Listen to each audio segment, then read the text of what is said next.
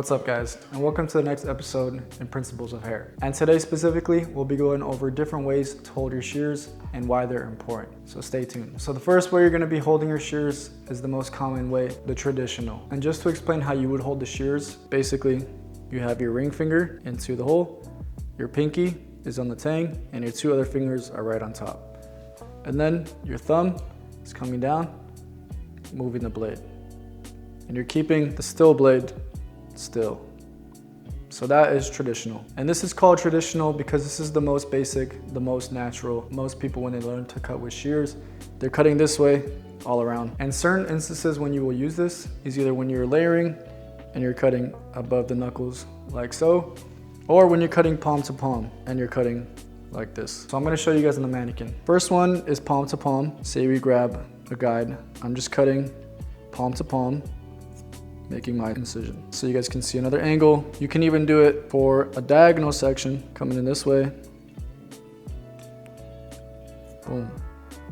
And when you're cutting, as soon as you make your slice, you wanna pull back a little bit. You can see my cutting line right there.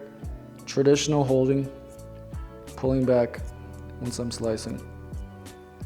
And there you can see, nice even cutting line. Another instance when we're gonna use a traditional shear holding technique is when we're doing vertical sections. As you can see right here, I have my section and I'm still holding traditional, except I'm not palm to palm.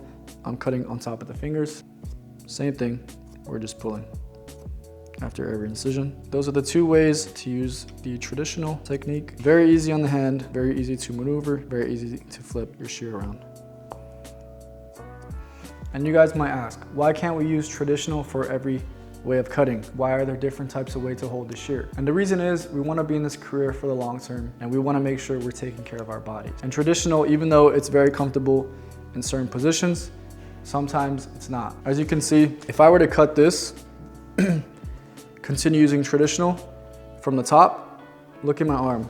I'm straining my shoulder and I'm straining my wrist. So as you can see, if I'm trying to cut traditional, I'm putting a lot of strain right here, and eventually my wrist is gonna have a lot of strain as well. And you see a lot of barbers try to cut like this.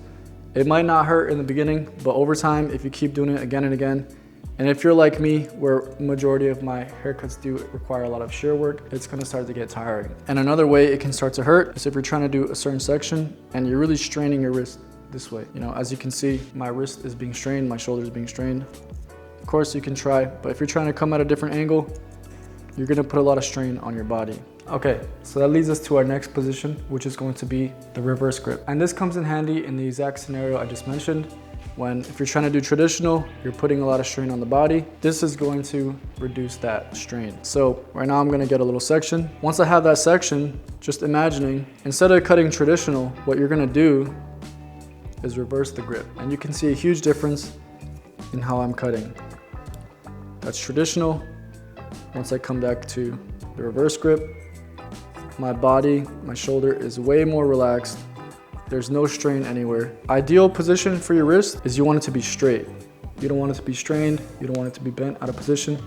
Right here, my wrist is completely straight and my shoulders are relaxed.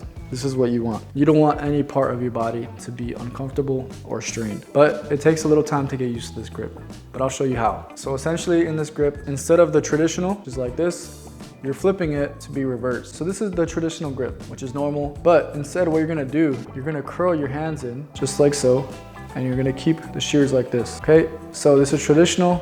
Instead you're gonna curl and you're gripping the shear like so. Same positioning for the four fingers on top, but just curl it in. And once you curl it in, instead of your thumb going in the hole, it's just going to rest on top. So as you can see, my thumb is not going in the hole, it's resting on top. So on top right here, the inside part of your thumb, this is what you're using to move the shear. It's gonna be a little uncomfortable at first, but once you get it down, it's pretty comfortable. So once again, same finger position, curl it in, put your thumb on top. And a few ways to use that when you're cutting the top, just to make sure we're cutting with no strain. Reverse grip. Okay, this is traditional. Once again, curling my fingers, bringing my thumb on top, cutting. All right, you can even do that coming into the corner right here. As you can see, my shoulder and my wrist is in a very neutral position. and that is what you want. All right, yeah, and if you really wanted, you can also use that in a diagonal section. And sometimes if you're doing palm to palm, your wrist can be strained. So you can reverse grip, cut that. As you can see, my wrist is straight, my shoulder's relaxed, and I still have a good angle to cut the hair. Yeah, and sometimes when you get into tight areas around the nape and you don't want to strain your wrist, like as you can see, I already feel a little strain, not too much. If you want it a little more comfortable, right here, look at my wrist. It's completely straight. There's no strain, no bend. I'm just coming in and I just cut.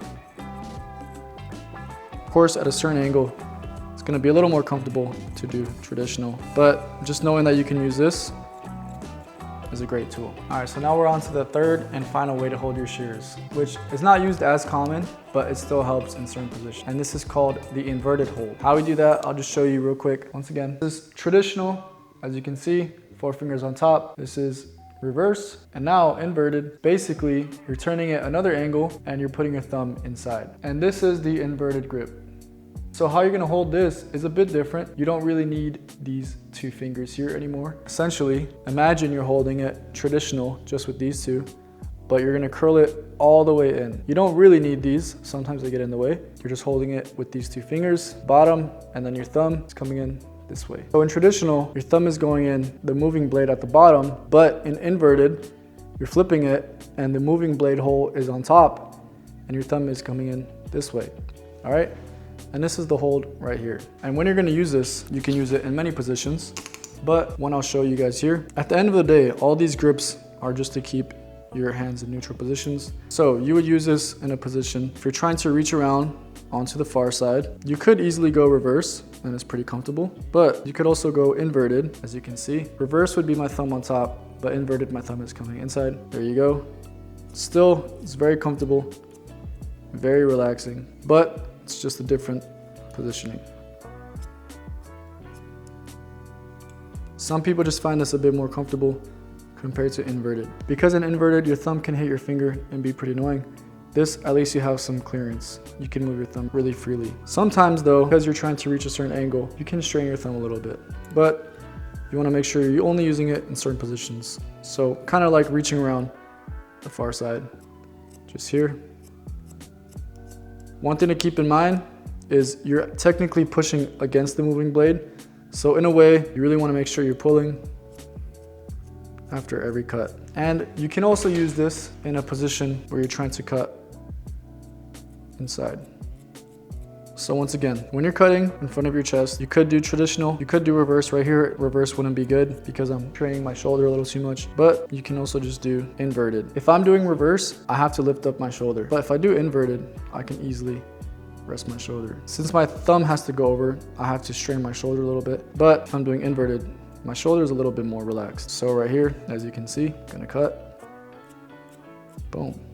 So that pretty much sums up the video. Those were 3 ways to hold your shears. Once again, traditional, then we have reverse, and then we have inverted. And those 3 are ultimately to lead you to have longevity in your career, less strain on your shoulders, less strain on your wrist. Hopefully you can be cutting for a long time with no pain and no long-term health effects. Hope this helps. If you have any questions, let me know. See ya.